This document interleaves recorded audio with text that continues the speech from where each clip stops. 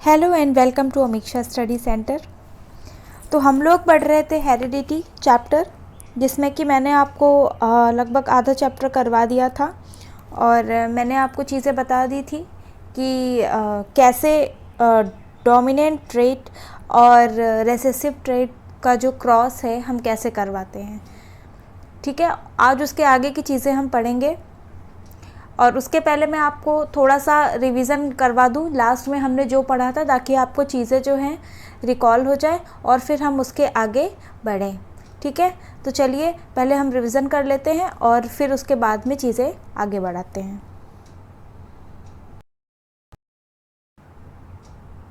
तो last video में हमने देखा था कि हमने लिया था पी प्लांट। ठीक है, मेंडल जो थे ग्रीगर जॉन मेंडल, उन्होंने किस चीज़ का लिया था? पी प्लांट का एग्जाम्पल लिया था। ठीक है, उसी को लेके उन्होंने अपना जो थ्योरी है वो दी थी जेनेटिक्स की। ठीक है, कि कैसे जो ट्रेट्स हैं वो वन जनरेशन से दूसरी जनरेशन कैसे ट्रांसफ़र होते हैं। ठीक है, तो इसी को हम देखेंगे और रिकॉल करने की कोशिश करेंगे कि लास्ट वीडियो में हमने क्या पढ़ा था।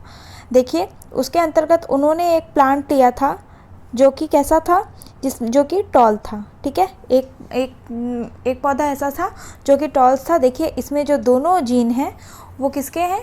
टॉल कैरेक्टर है दोनों। और एक जो पौधा लिया था उसमें दोनों क्या थे? दोनों डॉर्फ कैरेक्टर थे, यानी कि दोनों ही कैसे थे? दोनों छोटे थे। फिर उन्होंने इसको क्रॉस करवाया और उनको जो मिले, जो ऑफस्प्रिंग्स पैदा हुए, नई जनरेशन हुई। ठीक है, उन्होंने क्या पाया कि यहाँ पर उनको स्मॉल टी और कैपिटल टी मिला। ठीक है, और फिर उनको क्या मिला? फिर उन्होंने फिर से मतलब करवाया तो स्मॉल टी कैपिटल टी, और फिर नेक्स्ट जनरेशन में फिर उनको क्या मिला? स्मॉल टी कैपिटल टी, और ये स्मॉल टी और ये कैपिटल टी। यानी कि हम देख रहे हैं कि सारे क्या है? स्मॉल टी और कैपिटल टी वाले सारे जो हमको नई जनरेशन F1 जनरेशन मिली है वो सारी कैसी है? स्मॉल टी और कैपिटल टी की। अब देखिए, जैसा कि हमको, अगर आपको याद आ रहा होगा कि हमने डोमिनेंट और रेसेसिव ट्रेट पढ़ा था, जिसमें कि जो आपका कैपिटल में लिखा हुआ है, ठीक है, वो कैसा है? डोमिनेंट कैरेक्टर है। ठीक है, तो जो हमको ऑब्जर्वेबल होगा, जो हमको दिखाई देगा, वो कैसा होगा? यानी कि चारों में ही कैसे कैरेक्टर दिखाई देंगे हमको? टॉल वाले। ठीक है, टॉल कैरेक्टर्स दिखाई देंगे। चारों पौधे कैसे होंगे? टॉल होंगे। बट तब भी यहाँ पे क्या है? एक कैरेक्टर यहाँ पे जो कि रेसेसिव है वो अभी रह गया है, जो कि है स्मॉल टी। ठीक है, वो क्या है? कहीं ना कहीं इनका जो जीनोटाइप है, जीनोटाइप में इनका डॉर्फनेस है। ठीक है, तो ये हमने देखा। अब इन्होंने ये देखिए, ये इन्होंने होमोजाइगस क्रॉस करवाया था। अब अगर हम हेट्रोजाइगस क्रॉस करवा देते हैं इसी F1 जनरेशन, ठीक है, ये चारों जो हैं किसके हैं? F1 जनरेशन के हैं। और इनका हमने क्या कराया? सेल्फ पॉलिनेशन कराया। तब हमको क्या प्राप्त होगा? चलिए आइए देख लेते हैं। तो देखिए, यहाँ पर हम लिए ये हेट्रोजाइगस हो गया। हेट्रोजाइगस क्या बताया था मैंने?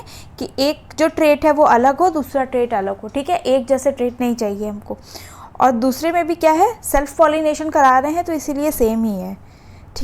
ठीक है, चलिए अब इनका अगर हम जब क्रॉस कराएंगे तो देखिए हमें क्या प्राप्त हो रहा है? Capital T capital T. ठीक है, अब यहाँ पे देखिए कैपिटल टी स्मॉल टी। ठीक है, यहाँ पर हमें मिल रहा है small T and capital T, और small T and small T. ठीक है, तो ये आपने देखा कि ये हमने कराया। अब अगर आप ध्यान दें, ठीक है, अगर आप तो ध्यान दें तो आपको यहाँ पे ये होमोजाइगस है।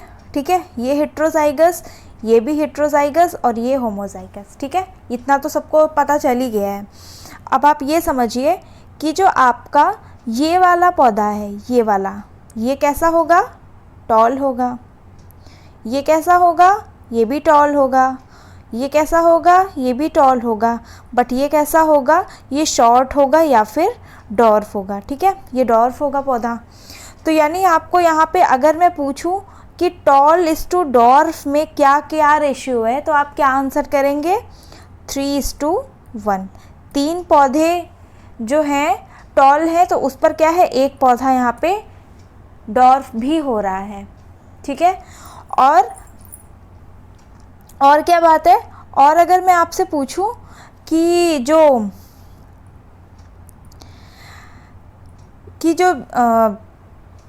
होमोजाइगस है, ठीक है, होमोजाइगस प्लस हिट्रोजाइगस जो है, ये दोनों हिट्रोजाइगस है और ये प्योर होमोजाइगस है, ठीक है। इनमें दोनों में डॉर्फ का कैरेक्टर है, दोनों ही जो अलील हैं पेयर ऑफ अलील, ठीक है। तो इनका क्या रेशियो होगा, तो देखिए टॉल का जो हो गया 1 हो गया, ठीक है। और ये दोनों, इनमें दोनों कैरेक्टर्स हैं, ये 2 आ गया और ये सिर्फ जो डॉर्फ वाला है वो 1 आ गया।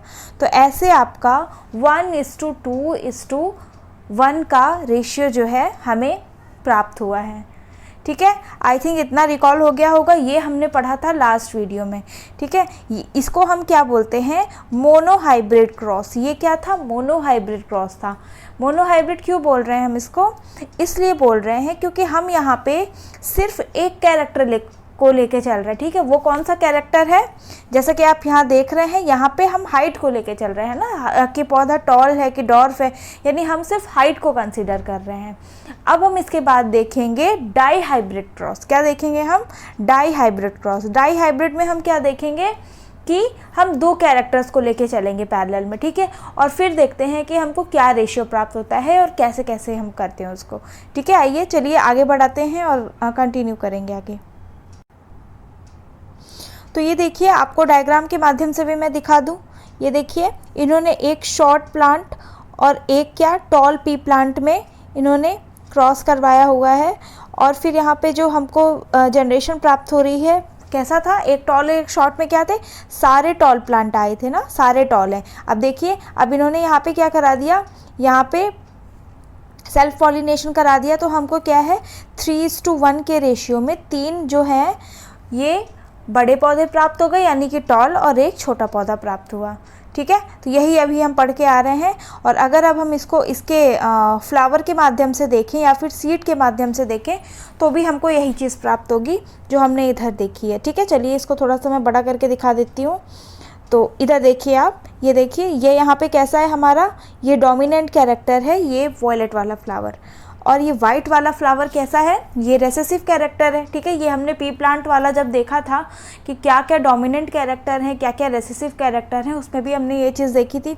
तो यहाँ पर हमारा जो बन के आया वो क्या है, डोमिनेंट कैरेक्टर दिखाया F1 जनरेशन ने, ठीक है। कि यहाँ पर इसका जो है वो डोमिनेंट कैरेक्टरिस्टिक आया, यानी कि जो कि है वॉयलेट कलर।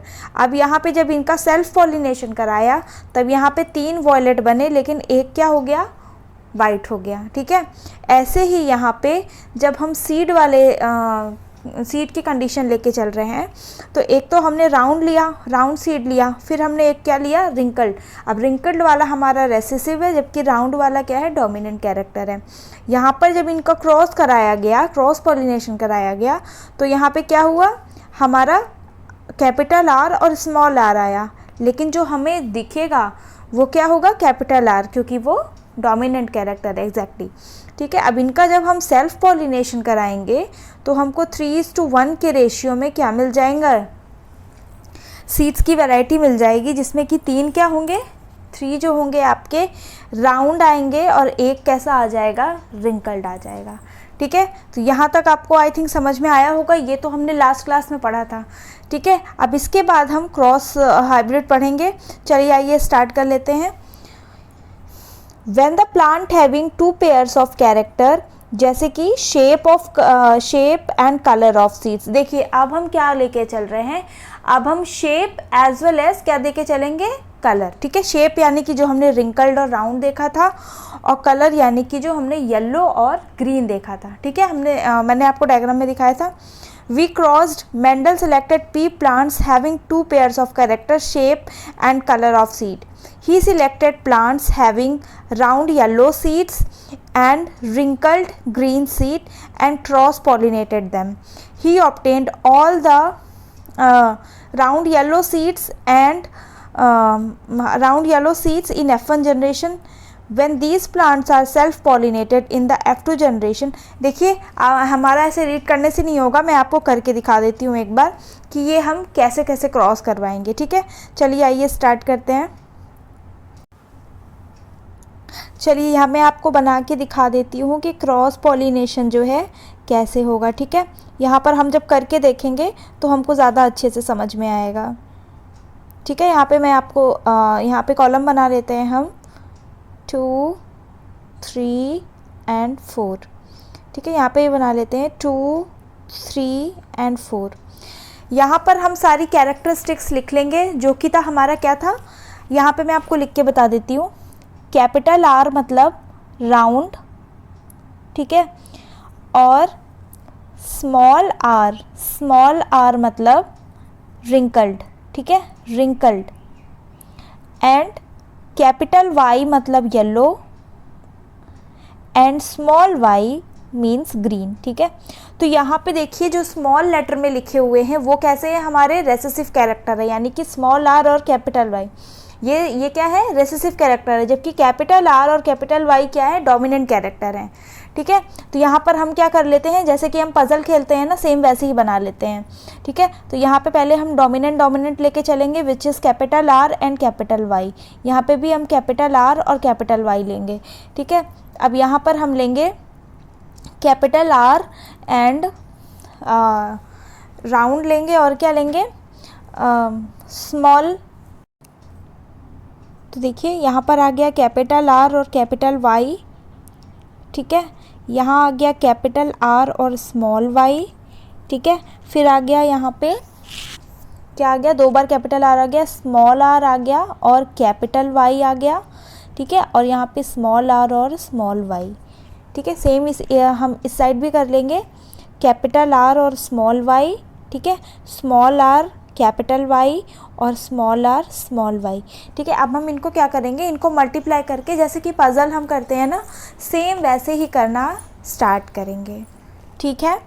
तो चलिए देखते हैं। देखिए capital R capital R capital Y क्या हो जाएगा,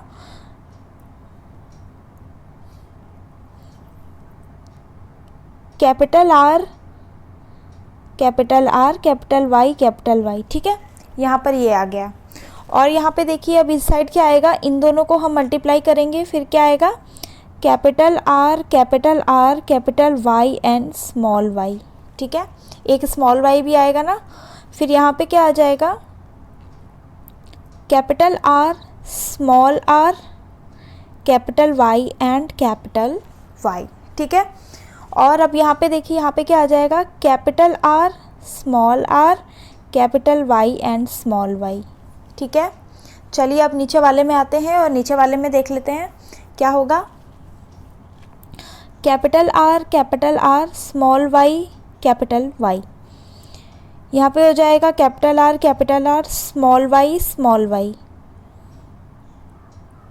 देखिए बहुत ध्यान से जो है मैं आपको समझा रही हूँ, इसलिए बहुत ध्यान से समझने की कोशिश करिए, कोई भी आपको इतना डिटेल में नहीं समझाएगा, ठीक है। तो इसीलिए यहाँ पे ध्यान से आप देखते रहिए। कैपिटल R स्मॉल r और small y and capital Y, capital R small y and small y, ठीक है। यहाँ पे capital R small r capital Y, ये हुआ। यहाँ पे हो गया small r capital R small y capital Y, ठीक है। यहाँ पे आ जाएगा आपका स्मॉल r कैपिटल Y। यहाँ पे आपका आ जाएगा small r capital Y small y, ठीक है। यहाँ पे आपका आ जाएगा small r capital Y small y, capital R small y small y, small r capital Y small y, ठीक है। यहाँ पे आ जाएगा स्मॉल r स्मॉल y, ठीक है। अब हमको ये देखना है कि जो हमारी जनरेशन निकल के आएगी वो कैसी होगी, ठीक है। तो चलिए एक बार हम इस चीज़ को चेक कर लेते हैं, ठीक है। तो पहले तो हम देखेंगे कि हमारे राउंड जो कि डोमिनेंट जिनमें सिर्फ डोमिनेंट कैरेक्टर ही हो, ठीक है, यानी कि जो शेप है उसमें से हमारा राउंड निकल के आए, और जो कलर है उसमें येलो यानी कि वाई कैपिटल। अच्छा अब देखिए डोमिनेंट कैरेक्टर होगा किसमें, जिसमें एक कैपिटल R होगा, ठीक है, और कैपिटल वाई होगा। डोमिनेंट कैरेक्टर होगा तो डोमिनेंट कैरेक्टर ही शो ही करेगा, ठीक है। तो यानी हमको कुल मिला के क्या देखना है कि स्मॉल कैपिटल आर और कैपिटल वाई कहाँ है, ठीक है। तो हमको वो वाले खोजने हैं। यहाँ पे हमारे टोटल हो कितने गए, देखिए 4 अगर इस साइड है, 4 इस साइड है, तो यानी कि हमारे टोटल कितने आ गए 16। टोटल जनरेशन में हमारे कितने हैं 16 प्राप्त हुए हैं। अब हम देखेंगे कि डोमिनेंट कैरेक्टर कितनों में शो कर रहा है, ठीक है। तो देखिए पहले तो हमारा जो डोमिनेंट कैरेक्टर है वो ये वाले में है, ठीक है, इसमें है, और किसमें है, इसमें भी है, और किसमें है, इसमें है, इसमें भी है, ठीक है। 4 हो गए अभी तक। यहाँ भी है आपका, ये नहीं है देखिए, क्योंकि यहाँ पे सिर्फ आपका क्या है कैपिटल आर है बट कैपिटल वाई नहीं है, तो इसको अभी हम छोड़ेंगे, ठीक है। ये भी है, ये देखिए ये वाला नहीं होगा क्योंकि यहाँ पे कैपिटल वाई मौजूद नहीं है, ठीक है। ये वाला भी होगा, ये वाला भी होगा, ये वाला नहीं होगा देखिए क्योंकि यहाँ पे कैपिटल आर मौजूद नहीं है, ठीक है। ये वाला भी नहीं होगा, ये वाला भी होगा, और बस, ठीक है। तो हम इसको टोटल कर लेते हैं कि ये टोटल कितने हुए। 1 2 3 4 5 6 7 8 9, यानी कि 9 जो हमें प्राप्त हुए हैं वो ऐसे हैं, ठीक है, जिनमें क्या है एकदम डोमिनेंट कैरेक्टर्स हैं, यानी कि राउंड हैं और रिंकल येलो हैं, ठीक है, दोनों डोमिनेंट कैरेक्टर हैं। अब हम यहाँ पे देखेंगे कि हमको रिंकल्ड यानी कि स्मॉल आर, ठीक है, एक सेकेंड में कलर चेंज कर लेती हूँ। यहाँ पे हमको रिंकल और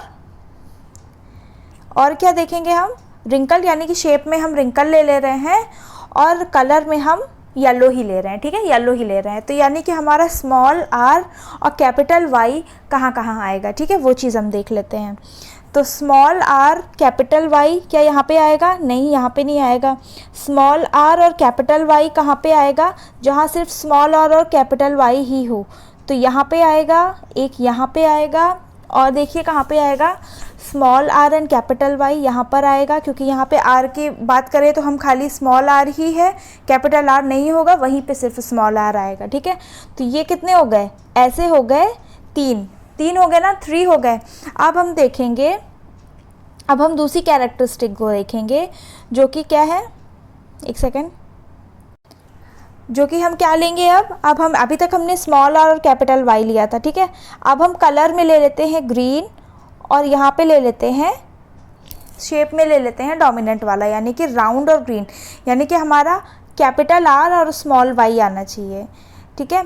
देखिए अब कैपिटल आर और स्मॉल वाई कहाँ पे आएगा, एक तो देखिए यहाँ पे आएगा, जहाँ पे मैं ग्रीन कलर कर रही हूँ वहाँ पे आएगा, ठीक है, और एक यहाँ पे आएगा और एक यहाँ पे आएगा, ठीक है। कितने हो गए, ये भी 3 हो गए। अब हमारे बचे कितने, देखिए कितने बचे हमारे, एक सेकेंड, अब हमारे कितने बचे, सिर्फ एक बच रहा है। देखिए सारों में मैंने पॉइंट रख दिए हैं, सिर्फ एक ही बचा है जो कि है ये वाला।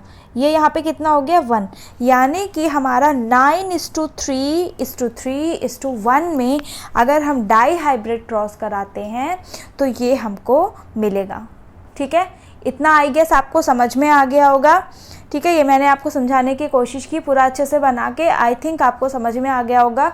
अब जो मैंने बुक से डायग्राम लिया है, ठीक है, और जो मैंने स्लाइड में बनाया हुआ है उससे भी आपको मैं एक बार समझा देती हूँ।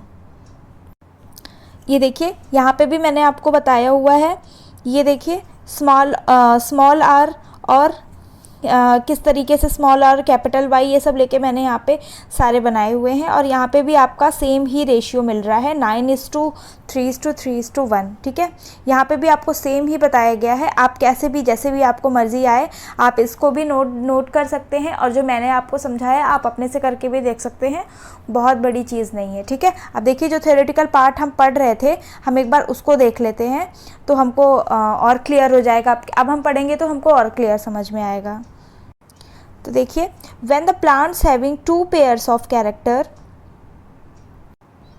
when the plant having 2 pairs of character that is shape and shape and color. We crossed dihybrid cross. Mendel selected pea plants having two characters, shape and color of seed.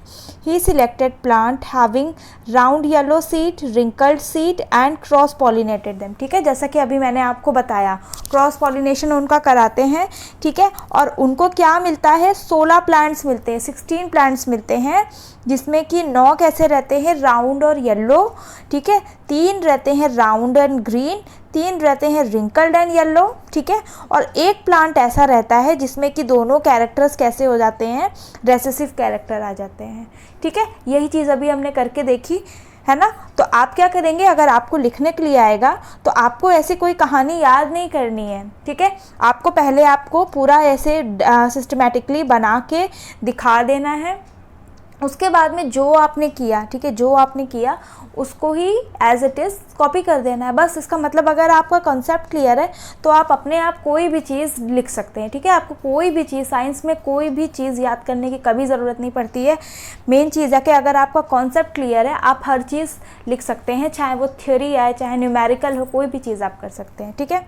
चलिए इसको हम आगे बढ़ाते हैं और ये समझ में आ गया होगा आपको, और आगे हम पढ़ते हैं। अब हम देखते हैं कि मेंडल की जो लॉज थी उनमें क्या क्या डिफरेंस है, ठीक है, जो उन्होंने फर्स्ट लॉ दी, सेकंड लॉ दी, उनमें क्या है। चलिए आइए एक बार देख लेते हैं। तो देखिए फर्स्ट लॉ को हम देख लेते हैं एक बार। A principle that describes the separation of the two copies of each heredity factor during the production of gametes।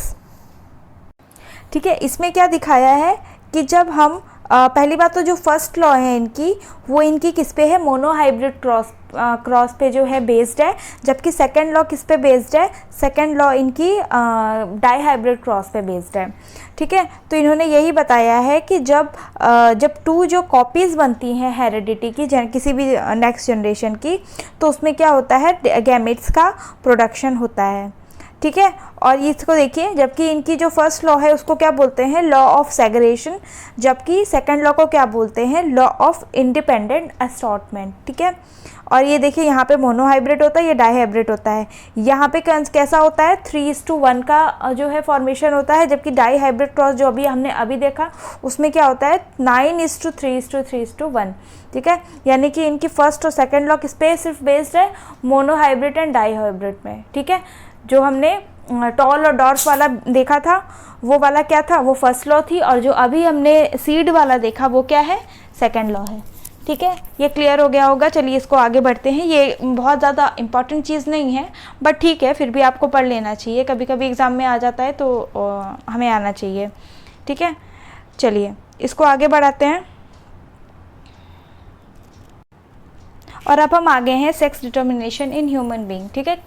Human beings में जब आगे का जो रिप्रोडक्शन होता है उसमें सेक्स को डिटरमाइन कैसे किया जाता है, ठीक है, वो हम इसके माध्यम से देखेंगे। Human beings having 23 pairs of chromosome, ठीक है। हमारे जो ह्यूमन बीइंग है उसमें जो डीएनए जो कॉपी होता है उसके अंदर क्रोमोसोम कितने होते हैं, 23 पेयर्स ऑफ क्रोमोसोम। अब पेयर मतलब क्या होता है, पेयर मतलब कोई भी ऐसी चीज़ जिसमें कि क्या है, 2 चीज़ें प्रेजेंट हैं, ठीक है। यानी 23 पेयर्स, यानी कि टोटल कितने हो जाएंगे, 46 जो है क्रोमोसोम्स प्रेजेंट होते हैं, ठीक है, in nucleus of a cell. Out of this 2 chromosome are sex chromosomes X and Y। The female has 2 chromosome and male has 1 X and 1 Y chromosome, ठीक है। जो फीमेल्स हैं जो उसमें क्या सिर्फ डिफरेंस होता है, बाकी सारे जो हैं पेयर्स ऑफ क्रोमोसोम वो बिल्कुल सेम रहते हैं, लेकिन जो 23rd पेयर होता है जो कि सेक्स क्रोमोसोम होता है उसमें जो फीमेल होती हैं उसमें दोनों XX होते हैं, जबकि मेल्स में एक X होता है और एक Y होता है। The sperm and eggs have 1 set of chromosome, some sperms have X chromosome and some have Y chromosome, all X have X chromosome, ठीक है। जो मेल्स हैं उनके पास एक X है और एक Y है, एंड जो फीमेल्स हैं उनके पास दोनों ही X हैं, ठीक है। अब ये देखते हैं कि कैसे डिटर्मिनेशन होता है। तो चलिए एक बार मैं आपको करके इसको दिखा देती हूँ। तो देखिए अगर हमारा ये XX है और ये क्या है, ये XY है, ठीक है। अब अगर हम इसको क्रॉस करवाते हैं तो हमें क्या मिलता है, ठीक है। देखिए यहाँ पे होता है XX, हमें क्या मिल जाएगा, XX, नेक्स्ट में हम देखेंगे तो क्या मिलेगा हमको, इसी का इससे कराएंगे, क्या हो गया x और y, ठीक है। नेक्स्ट हम कराते हैं, देखते हैं क्या मिलता है। फिर यहाँ पे ये वाला आया x x, ठीक है, x x, और फिर उसके बाद में x एंड y। तो ये देखिए जैसा कि हमने बताया कि जो फीमेल होती हैं उनमें दोनों x होते हैं, ठीक है, और जो मेल्स होते हैं उनमें क्या होता है, दोनों एक x और एक y होता है, ठीक है। तो यहाँ पे हम देख रहे हैं कि 2x वाले क्या हैं, 2 हैं, यानी कि 2 हो गए, 2 अगर आपके यानी कि अगर 4 हमारे हो रहे हैं तो उसमें से 2 आपके क्या हो गए, गर्ल हो गए, ठीक है, क्योंकि 2 x हैं। और यहाँ पे x और y वाले कितने हैं, 2 हैं, यानी कि 1:1 चांस रहता है कि बेबी गर्ल और बेबी बॉय होने का, ठीक है। तो 1:1 के रेशियो में यानी कि 50-50% चांस रहते हैं, ठीक है। तो चलिए ये चीज़ हो गया आपका, और इसको हम आगे बढ़ाते हैं। ये देखिए यहाँ पे आपको लिखा भी हो, if a sperm having X chromosome fuses with an egg having X chromosome the child will be girl. If a sperm having Y chromosome fuses with an egg having X chromosome the child will be a boy, ठीक है। वही मैंने आपको बताया, ये देखिए यहाँ पे आपको डायग्राम के माध्यम से भी यहाँ पे समझाने की कोशिश की गई है, वही चीज़ जो अभी मैंने आपको समझाई, ठीक है। तो ये आपको देख लेंगे आप, और फिर आगे बढ़ते हैं और हम देखेंगे वेरिएशन मे और may not help to organism to survive. मतलब ऐसा कोई वेरिएशन आ जाए, हो सकता है कि वो उसको जो हेल्प सर्वाइवल में उसके हेल्प कर भी सकता है, और हो सकता है कि वो वेरिएशन हेल्प ना भी करे, ठीक है। हमने ये पहले भी पढ़ रखा है कि हो सकता है कि जब अगर वो हेल्प नहीं करेगा वो वेरिएशन, तो हो सकता है कि जो स्पीशी है वो ख़त्म हो जाए और फिर सबकी डेथ हो जाएगी। तो क्या होगा, ऑटोमेटिकली स्पीशी जो है ख़त्म हो जाएगी। Some variation help organism to survive. Example, there are some beetles living in green bushes. They increase in number by reproduction. Crows can see easily the red beetles and they are eaten by the crows. देखिए जैसे कि यहाँ पे आपको एक example दिया गया है, जैसे कि कुछ बीटल्स थे, कुछ कीड़े थे जो कि कैसे थे, रेड कलर के थे, ठीक है। और वो क्या थे, वो बहुत सारे कीड़े हो गए, बहुत सारे ज़्यादातर रेड कलर के हो गए। और क्या हुआ उनको, रेड कीड़े, अब रेड कीड़ा को क्या करते थे, क्रोस जो है खा लेते थे, ठीक है, क्योंकि उनको जो क्रोस को है जो ग्रीन पौधे हैं, घास है, ठीक है, उनको रेड कीड़े देखने में आसानी होती थी, ठीक है। जबकि जो अगर कीड़े सिर्फ ग्रीन होते तो वो उनको छुपने में आसानी होती, क्रोस जो है उन्हें इजीली नहीं कैच कर पाते, ठीक है। During reproduction due to some variation some green beetles are produced instead of red beetles. The green beetles are not visible to the crows and not eaten by them, ठीक है। अब green वाले नहीं खा पाया क्रो, ठीक है, और रेड वाले सारे खा गया। अब होगा क्या, then gradually the population of red beetles decrease and the population of green beetle increase. This variation has help the organism to survive, ठीक है। अब देखिए ये वेरिएशन आया कि उनके में क्या वेरिएशन आ गया कि कुछ ग्रीन भी हो गए। अब ऐसे क्या हो गया, रेड वाले तो सारे क्रो खा गया। अब जो रेड वाले जो क्रॉस करेंगे तो वो रेड वाले तो रेड भी कर सकते हैं और ग्रीन भी कर सकते हैं, ठीक है। लेकिन अब क्या होगा, रेड वाले सारे खा गए, सिर्फ ग्रीन ही वाले बचे। तो ऐसे क्या हो गया, रेड वाली की पूरी जो जनरेशन है पूरे रेड बीटल्स की ख़त्म ही हो गई। धीरे धीरे क्रॉस किसमें जो बीटल्स हैं खाली ग्रीन कलर के होने लगे, ठीक है। धीरे धीरे करके रेड वाला पूरा स्पीशी ख़त्म हो गई। तो ऐसे करके जो है वो अपनी जो बीटल्स की जो स्पीशी है वो बचाने में कामयाब हुए। तो जो वेरिएशन आया, ठीक है, कलर में, वो क्या है, उनको सर्वाइव करने में हेल्प किया। ये इसका एग्जांपल है, ठीक है। तो ये आप एग्जाम में भी लिख सकते हैं, बहुत इंपॉर्टेंट चीज़ है, इसको याद रखिएगा। और देखिए कुछ ऐसे वेरिएशन होते हैं कि जो सर्वाइवल में हेल्प नहीं भी करते हैं, जैसे कि during sexual reproduction a colour variation occurs in red beetles, some blue beetles are produce instead of red beetles, ठीक है। रेड बीटल्स के अलावा कैसे हो गए, कुछ ब्लू हो गए। The both red and blue beetles are visible to crows and are eaten by them. अब देखिए कुछ ग्रीन होने की जगह क्या हो गए, ब्लू ही हो गए सीधे, ठीक है। अब ब्लू भी तो देख लेगा ना क्रो, रेड भी देख ले रहा था, ब्लू भी देख ले रहा था। Then the population of both red and blue beetles decrease, the variation not help the organism to survive. अब ऐसे में रेड वाले भी खा गया और ब्लू वाले भी खा गया क्रो, तब तो पूरी जनरेशन ही ख़त्म हो गई ना, धीरे धीरे करके पूरी स्पीशी ख़त्म। आगे ना रेड होंगे, ना ब्लू होंगे, ना ग्रीन होंगे, ठीक है, पूरी स्पीशी ख़त्म हो गई। तो ये जो आया वेरिएशन, इसने हेल्प नहीं की आगे स्पीशी के सर्वाइवल में, ठीक है। तो ये आई थिंक आपको समझ में आया होगा एग्जाम्पल से। और अब हम अब देखिए, अब हम देखेंगे एक्वायर्ड ट्रेट क्या होते हैं। तो एक्वायर्ड ट्रेट देखिए, जैसा कि आपको नाम से ही समझ में आ रहा है, कोई भी ऐसा ट्रेट जो क्या किया गया है, एक्वायर किया गया है, मतलब कि खुद से क्या हुआ है, जनित हुआ है, आपको पिछली जनरेशन से जो प्राप्त नहीं हुआ है, ठीक है, वो आपने एनवायरनमेंट से एक्वायर किया है, वो क्या है, एक्वायर्ड ट्रेट है। अब ट्रेट मतलब कैरेक्टरिस्टिक्स होती है, ये मैं आपको पहले बता चुकी हूँ। Acquired trait can not be pass from one generation to the next generation. If the population of beetle increases, the plant are affected by diseases, then the food available for the beetles decreases and their body weight also decreases। अब देखिए, अगर हमारा क्या है, plants को भी कोई disease हो गई, ठीक है, तो अब क्या है, प्लांट्स भी डिक्रीज होने लगे, और जो फूड है वो बीटल्स के लिए कैसा होने लगा, वो भी एक्सटिंक्ट हो गया, फूड भी कम मिलने लगा उस एरिया में जहाँ पे वो बीटल्स थे। तो ऐसे क्या है, उनके जो बॉडी वेट हैं वो भी घटने लग गए, ठीक है। After a few years the availability of the food increases, then the body weight of beetles also increases। The acquired trait cannot be passed from one generation to the next because there is no change in the genetic composition। अब देखिए, यहाँ आपको ये बताने की कोशिश की जा रही है कि जैसे मान लीजिए फूड की अवेलेबिलिटी जो है कम हो गई, अब कैसे हो गए, जो बीटल्स से आपके दुबले पतले हो गए, ठीक है, वो थिनर हो गए, दे बिकम थिनर। लेकिन फिर अचानक से क्या होता है, वहाँ पे बारिश होती है, बहुत सारे साल बाद बारिश होती है, और वहाँ पे बहुत सारी हरी भरी घास हो जाती है, ठीक है, उनको खाने के लिए बहुत सारी लीव्स मिल जाती हैं। अब वो क्या हो जाते हैं, फिर से हेल्थी हो जाते हैं, ठीक है, फिर से हेल्थी हो जाते हैं, और वो फिर से मोटे ताज़े हो जाते हैं, ठीक है। और अब वो कैसे हो गए, यानी कि अब उनके लुक में चेंज आया। ये उन्होंने जो थिन हो रहे थे, ये इन्होंने क्या किया था, अपने एनवायरनमेंट से एक्वायर्ड किया था। उनकी जेनेटिक कंपोजिशन में कोई चेंज नहीं आया था, ठीक है, उनको सिर्फ क्या था, एनवायरनमेंट के हिसाब से उनको कम फूड मिल रहा था तो उनकी बॉडी वैसी हो गई थी। अब फूड मिलने लगा तो उनकी बॉडी ठीक हो गई, ठीक है। तो इसमें जेनेटिक कंपोजिशन में कोई चेंज नहीं आया, इसीलिए ये जो है आगे अपनी एक जनरेशन से दूसरे जनरेशन तक पास ऑन नहीं होंगे ये कैरेक्टरिस्टिक, क्योंकि ये एनवायरमेंटल हैं और एनवायरनमेंट के हिसाब से जो है बॉडी ने अपने आप को ढाल लिया, ठीक है। हम इसको हम एक्वायर्ड ट्रेट्स कह रहे हैं, ठीक है। अब हम देखेंगे speciation.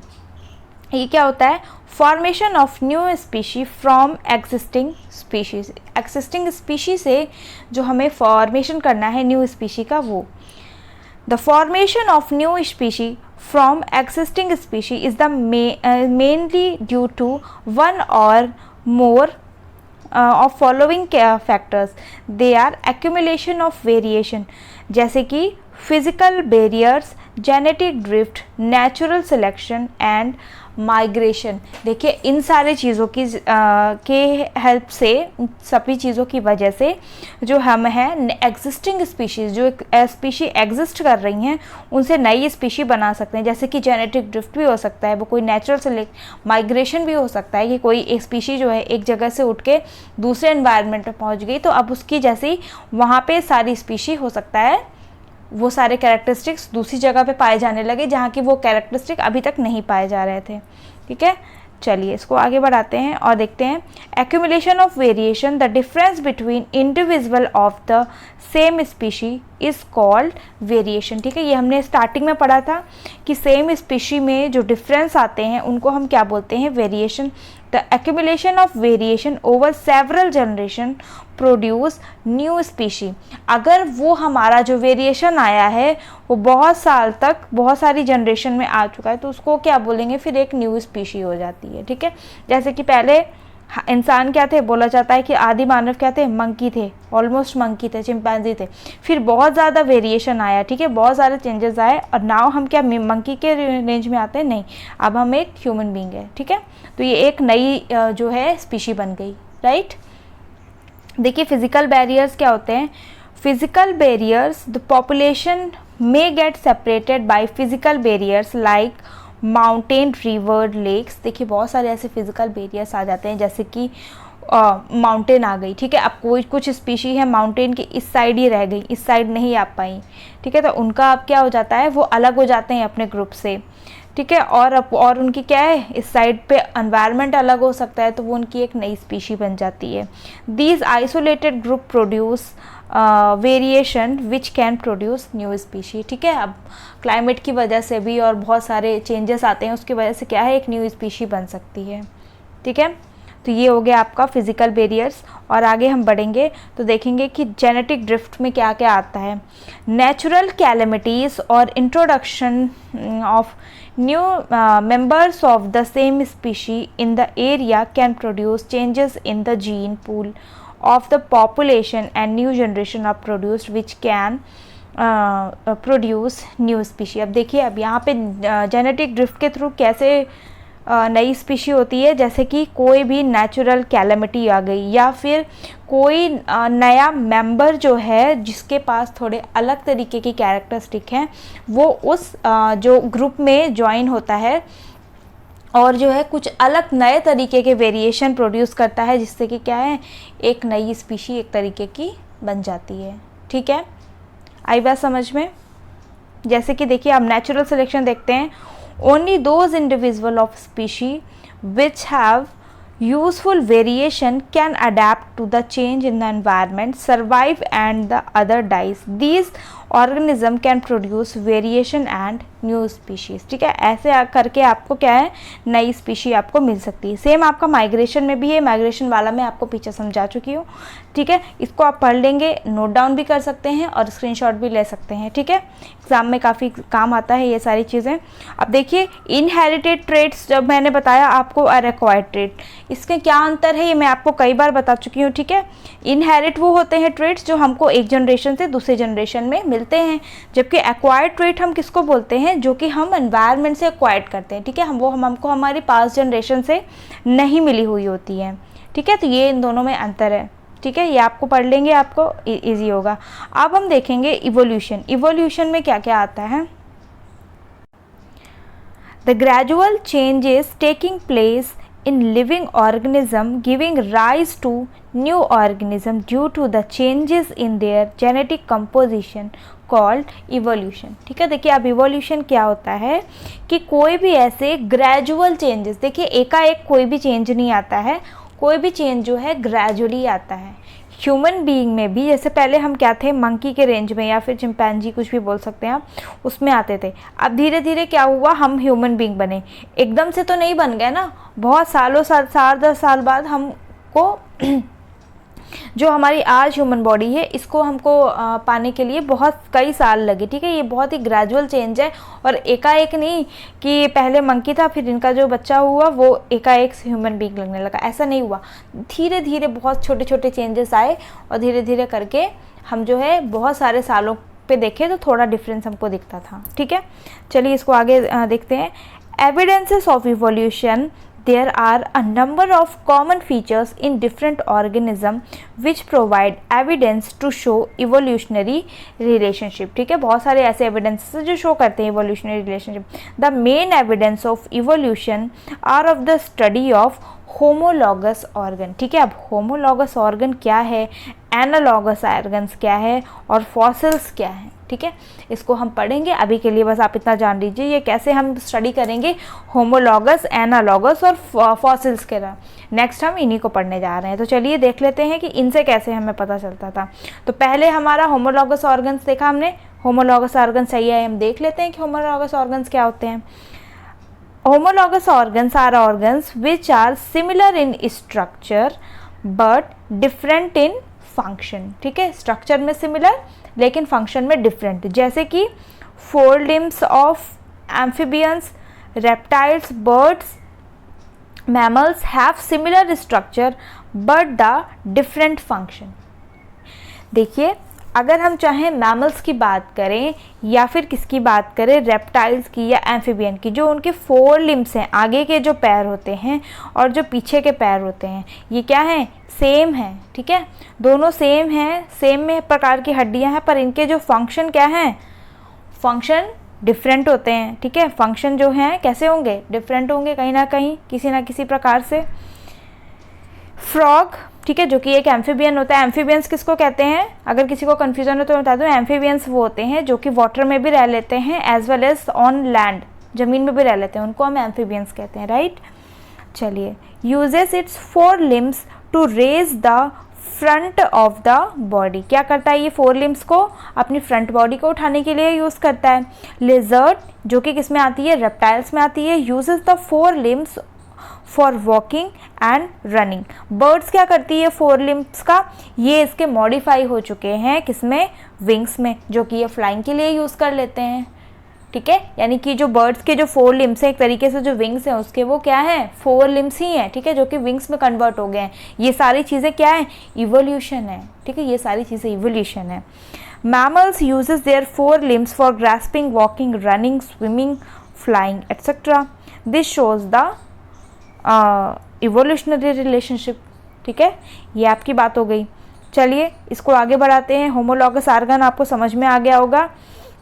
Homologous organs are the organs which are different in structure but similar in function। ये आपने देखा, ठीक है, जो फ्रॉक्स के आगे वाले पैर हैं और पीछे वाले पैर हैं, दिखने में सिमिलर है लेकिन इनके क्या है, फंक्शंस अलग अलग हैं। The wings of butterfly, birds and bat having different structure but similar function, this shows the evolutionary relationship. अब जो बैट है, बटरफ्लाई है, इनके क्या है स्ट्रक्चर, एग्जाम्पल के माध्यम से आपको समझाया गया है। इन सब के क्या है स्ट्रक्चर्स डिफरेंट है, पर स्ट्रक्चर्स क्या है, डिफरेंट स्ट्रक्चर है बट सिमिलर फंक्शंस, लेकिन क्या है लगभग सब फंक्शन जो हैं सिमिलर हैं। ये क्या है, इवोल्यूशनरी रिलेशनशिप है, ठीक है। ये आपको एनालॉगस ऑर्गन समझ में आ गया होगा और यहाँ पे आपको डायग्राम के माध्यम से भी समझाया गया है। ये देखिए, ये बैट का विंग है, बर्ड का विंग है, इंसेक्ट का विंग है, ठीक है। होमोलॉजी ऑफ बैट विंग, देखिए यहाँ पे जो बैट का विंग है उसका जो यहाँ पे स्केलेटन दिखाया गया है, जो बोन्स का स्ट्रक्चर दिखाया गया है वो कैसा है। माउस का ये है 4 लिम्ब है, ये बैट का विंग है, ये बटरफ्लाई का है, ठीक है। तो ये आपको यहाँ पे एनालॉजी और होमोलॉजी के माध्यम से आपको बताया गया है कि ये कैसे होते हैं, ठीक है।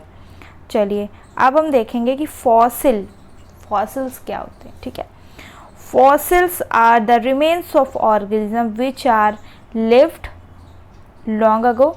From the study of fossils we can know their structures and the time period in which they lived. The study of fossil of evolution is simpler forms into complex form and their evolutionary relationship। देखिए मैं आपको समझा दूँ, कई साल पहले, ठीक है, हमारे जो पृथ्वी है बहुत सारे ऐसे जीव रहा करते थे, या फिर बहुत सारे क्या थे, पेड़ पौधे थे, ठीक है। वो क्या हुआ, कोई भी नेचुरल कैलामिटी आई, अर्थक्वेक आया, बहुत सारी चीज़ें हैं जो तो क्या है उनकी वजह से वो चीज़ें क्या है पृथ्वी के अंदर दब गई, ठीक है। उनके ऊपर मलबा इकट्ठा हो गया और भी होता चला गया। कई बहुत सारी ऐसी जगह है जहाँ पे क्या वाटर बॉडीज़ आ गई, जैसे कि समुद्र आ गया, बहुत सारी नदियाँ आ गई, या फिर वो ज़मीन के नीचे भी दबे रह गए, ठीक है। तो ऐसी चीज़ें क्या है वो डीकम्पोज नहीं हो पाई, क्या नहीं हो पाई, डीकम्पोज। बहुत ध्यान से सुनिएगा, मतलब कि अब देखिए डीकम्पोज कैसी स्थिति में होती है, डीकम्पोजिशन स्थिति होती है ऑक्सीजन की प्रेजेंस में। कोई भी चीज़ डीकम्पोज होती है या जिसको हम कहते हैं सड़ती है ऑक्सीजन के प्रेजेंस में। अगर ऑक्सीजन नहीं है तो उसका डीकम्पोजिशन पॉसिबल नहीं है। अब क्योंकि वो चीज़ें पृथ्वी के अंदर दब गई और ऑक्सीजन के जो कांटेक्ट में नहीं रही, ऐसी चीज़ें किस में बदल गई, फॉसिल्स में बदल गई, ठीक है। बहुत सारे जिनको हम कहते हैं अवशेष, ठीक है, अवशेषों में बदल गई, ठीक है। ऐसी बहुत सारी चीज़ें जो डिकम्पोज नहीं हुई पृथ्वी के अंदर पड़ी।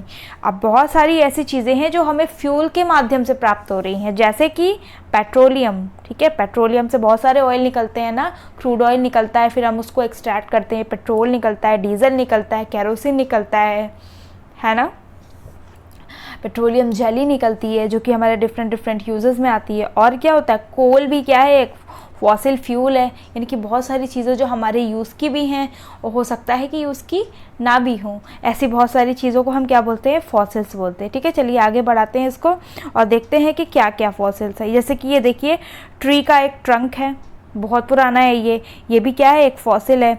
ये एक फ़िश है, ये बहुत सारी ऐसे क्या है, हड्डियाँ हैं जो कि क्या है हमको अवशेषों के रूप में प्राप्त हुई हैं फॉसिल से, ज़मीन के नीचे से, ठीक है। अब हम यहाँ देखेंगे age of fossil. Age of fossil कैसे पता लगाएंगे, हम कैसे पता लगाएंगे कि जो फॉसिल की एज है वो कितने साल पुरानी है, ठीक है। तो इसके लिए हम क्या करते हैं, कार्बन डेटिंग करते हैं, ठीक है। उसमें जो भी देखिए कार्बन तो हर चीज़ में प्रेजेंट है, हर चीज़ में कार्बन प्रेजेंट है ऑलमोस्ट। तो हम कार्बन की जो डेटिंग करते हैं, ये एक प्रोसेस होता है, उससे पता चलता है कि फॉसिल जो है कितने साल पुराना है। तो रिलेटिव मेथड क्या है, by estimating the age of layers of earth crust where the fossil fossil is found, ठीक है। जहाँ पे फॉसिल फाउंड हुआ है वहाँ पे अर्थ क्रस्ट की हम एज देखते हैं क्या है वहाँ पे। Fossil near the surface are recent and those in deeper layers are older. अगर बहुत ज़्यादा डीप लेयर में है तो इसका मतलब है कि सीधे से बात उसके ऊपर बहुत सारी लेयर जमी है, यानी कि वो बहुत पुराना है। और अगर वो ऊपर की ही लेयर्स में मिल गया है मतलब कि वो बहुत ज़्यादा साल पुराना नहीं है, ठीक है। तो ये है रेडियो कार्बन डेटिंग जो मैंने अभी आपको बताया। By detecting the ratio of different isotopes of carbon of in the fossil. Fossil में जो भी कार्बन प्राप्त हुआ है उसको जो रेडियो कार्बन डेटिंग किया जाता है, एक मेथड होता है पता लगाने का, उसको करके हम पता लगा सकते हैं और पता लगा सकते हैं कि हमारा जो फॉसिल है वो कितना पुराना हो रखा है, ठीक है। चलिए यहाँ पे हम देख लेते हैं फॉसिल्स की जो है क्या क्या इंपॉर्टेंस हो सकती हैं। तो by determining the age of fossil we come to know the type of earth's strata present at that time. उस टाइम पे, जिस टाइम पे वो फॉसिल प्रेजेंट थे, यानी वो चीज़ें जो थी वो जिंदा थी, चाहे वो पेड़ हो या फिर कोई जीव जंतु हो, उस टाइम पे जो है जो अर्थ है वो किस प्रकार का था, वहाँ का एनवायरनमेंट कैसा था, ठीक है। बहुत सारी चीज़ें पता है, इसे लगाई जा सकती हैं रिसर्च करके। और क्या है, we can also know the type of animal and plant present on the earth at that time. उस टाइम पे किस प्रकार के एनिमल्स और प्लांट्स हमको मतलब उस टाइम पे थे वो हम पता लगा सकते हैं। जैसे कि डायनासोर्स जो है ना, वो उनकी भी स्टडी ऐसे ही की गई थी। डायनासोर्स को किसी ने भी नहीं देखा, उनको सिर्फ क्या है, उनके सिर्फ फॉसिल्स प्राप्त हुए थे, जिससे हमको कि पता चला कि उस टाइम पे इतने साल पहले इस प्रकार का कोई जीव था अर्थ पर, ठीक है। They help in establishing evolutionary relationship by providing connecting links। कोई भी ऐसे कैसे इवोल्यूशन आया, क्या क्या चेंजेस आया, क्या ऐसा है कि वो स्पीशी अभी भी है लेकिन उसमें इवोल्यूशनरी चेंजेस आ गए हैं, ठीक है। तो ये सारी चीज़ें भी पता लगाई जा सकती हैं, ठीक है। जैसे कि archaeopteryx a connecting link between reptiles and bird. ये जो आर्कियोपैट्रिक्स है ये कनेक्टिंग लिंक है किसमें है, रेप्टाइल्स और बर्ड्स में। कि पहले क्या था, रेप्टाइल्स भी जो है उड़ सकते थे, उनके पास भी पंख थे, ठीक है। तो ये सारी चीज़ें जो हैं वो कनेक्शन पैदा करती हैं दोनों के बीच में। और देखिए यहाँ पे अगर हम आगे बढ़े, evolutionary by stages complex and its organ developed from the simpler organism gradually over generation. देखिए जैसे कि evolution of apes, the eyes of planaria are just eye spot to detect light, ठीक है। जैसे कि आप देखिए प्लेनेरिया जो होता है उसमें क्या रहता है, सिर्फ आई का एक स्पॉट रहता है, प्लेनेरिया जो जीव होता है, और जो कि क्या है, सिर्फ लाइट को डिटेक्ट करता है। The developed gradually into complex organs in higher animals. और भी हायर के एनिमल्स में क्या होगा, जो हायर एनिमल्स हुए उनमें क्या हुआ, और ज़्यादा पूरा ऑर्गन बन गया आइज़ का, ठीक है। जबकि यहाँ पे ईव्स में क्या पहले खाली प्लेनेरिया हुआ था, उसमें क्या था, एकदम खास सिर्फ एक स्पॉट था आइस के नाम पे। Evolution of feathers were first developed by dinosaur and used. पहले डायनासोर्स के क्या थे, फेदर्स थे, और फिर उसके बाद में वो बर्ड्स में भी आ गए। तो ऐसे आपका इवोल्यूशन स्टेजेस बाय स्टेजेस हुआ था। देखिए evolution bye artificial selection, human cultivated wild cabbage for over 2000 year and produce different cabbages from the artificial selection. अब ये देखिए कि इवोल्यूशन जो चीज़ है वो ह्यूमन बीइंग खुद कैसे कर सकता है, यानी आर्टिफिशियली कैसे करा सकता है, ठीक है। जैसे कि कैबेज में हुआ 2000 पहले से हो रहा है, 2000 साल से पहले। जैसे कि कैबेज देखिए, by selecting short distance between the leaves, cauliflower by selecting sterile flowers, kale by selecting large leaves, kohlrabi by selecting the swollen stem, broccoli by arresting flower growth, ठीक है। देखिए जो हमको गोभी की यानी कि जो कैबेज की जो बहुत सारी जनरेशन प्राप्त होती है, इसमें बहुत सारी चीज़ें हैं जो ह्यूमन द्वारा आर्टिफिशियली इवोल्यूट करी गई है और हमको आज जो प्राप्त है बहुत सारी ऐसी चीज़ें प्राप्त हैं। ठीक है, देखिए evolution should not be equated with progress. Evolution has not resulted in progress. ठीक है, evolution has resulted in formation of several complex species from the simpler species due to variation की वजह से हमको बहुत सारी स्पीशी जो है नई स्पीशीज़ देखने को मिली, जैसे कि जेनेटिक ड्रिफ्ट से, नेचुरल सिलेक्शन से। This does not mean that one species get eliminated when new species is formed और that new species are better than the older species. देखिए अगर नई स्पीशी बन गई है तो इसका मतलब ये नहीं है कि जो नई स्पीशी है वो बेटर पुराने से बेटर हो गई है या फिर पुरानी वाली ख़त्म हो गई है, ऐसा कोई ज़रूरी नहीं है। ठीक है, हो सकता है कि किसी भी एनवायरनमेंट चेंज की वजह से, जो कि मैंने अभी आपको यहाँ पे सारे फैक्टर्स बताए कि क्या क्या फैक्टर्स हो सकते हैं, उनकी वजह से ऐसा हो सकता है। Species get eliminated only if they are not able to adapt to the changes in the environment. ठीक है, अगर स्पीशी नहीं है एनवायरनमेंट में, ख़त्म हो गई है, तो वो इसलिए कि सिर्फ जो एनवायरनमेंट में चेंजेस आ रहे हैं उनको वो अडेप्ट नहीं कर पा रही है और अपने आप को इवोल्यूट नहीं कर पा रही है। ठीक है, several species which could not adapt to the changes in the environment still continue to survive. For example, bacteria. Bacteria भी बहुत सारे हैं जो सर्वाइव नहीं कर पा रहे, पर वो स्टिल अभी भी हैं हमारे एनवायरनमेंट में। ठीक है, चलिए इसको आगे बढ़ाते हैं और देखते हैं। Human beings have not evolved from chimpanzees, they have a common ancestor which they evolve separately. ठीक है, वो कहाँ से इवॉल्व हुए हैं वो भी हम देखेंगे। Human beings are not the pinnacle of evolution but they are only one species among the several evoluting species. देखिए बहुत सारे स्पीशी ने इवोल्यूट किया, ह्यूमन बींग ने भी इवोल्यूशन किया। ठीक है, ये अभी हम डायग्राम के माध्यम से देखेंगे। ह्यूमन इवोल्यूशन, ठीक है, ह्यूमन इवोल्यूशन, होमोसेपियंस मतलब क्या है, ह्यूमन बीइंग का जो है साइंटिफिक नेम है। ठीक है, ये आपको याद करना पड़ेगा, बहुत इंपॉर्टेंट चीज़ है। There is a great diversity among human beings in their form and features around the world. Human beings evolved in Africa, some of them stayed there and some migrated to different parts of the world। उनका evolution हुआ, कुछ जो हैं Africa में ही रह गए और कुछ जो हैं डिफरेंट वर्ल्ड्स के बहुत अलग अलग जगह पे चले गए। Due to their genetic variation and environmental changes in different geographical region, they develop changes in their forms and features. ठीक है, इनका कहाँ से हुआ था, इनकी स्टार्टिंग अफ्रीका से हुई थी और क्योंकि फिर ये अलग अलग जगह माइग्रेट कर गए, अलग अलग जगह चले गए, इसीलिए इनमें क्या है थोड़े थोड़े से चेंजेस आ गए अकॉर्डिंग टू द एनवायरनमेंट। ठीक है, ये देखिए आपको डायग्राम से भी समझाया गया है। ये देखिए पहला कैसा था, एकदम ऐसा सा है ना, सीधा एकदम मंकी जैसा, थोड़ा थोड़ा करके इवोल्यूशन है। जैसे मैंने आपको बताया कि एकदम ग्रेजुअल चेंजेस आए हैं, एकदम से कोई चेंज नहीं आया।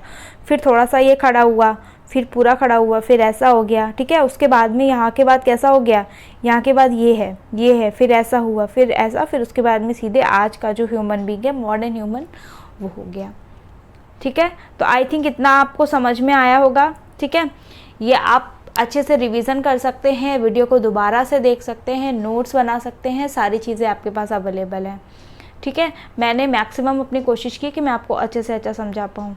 ऐसे ही और वीडियो देखने के लिए आगे हमारे चैनल से जुड़े रहिए, सब्सक्राइब करें, कमेंट करें और लाइक करें। Thank you for watching video.